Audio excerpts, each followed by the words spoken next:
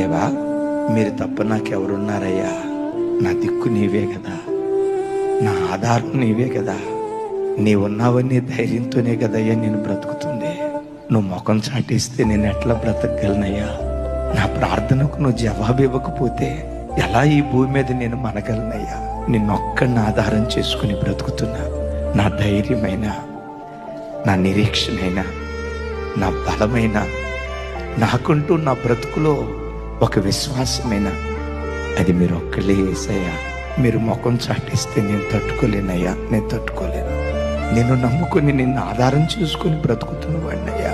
నన్ను నేను పరిపూర్ణంగా నీకు అప్పగించుకుంటున్నా అని నీ ప్రయత్నాలన్నీ ప్రక్కన పెట్టి ఎప్పుడైతే ప్రభువుకు నిన్ను నీవు అప్పగించుకోవటం ప్రారంభిస్తావో అప్పుడు నీ పోరాట భూమిలో దేవుడు అడుగుపెట్టి తన పరాక్రమాన్ని నీ పట్ల కనపరచడం ప్రారంభిస్తాడు.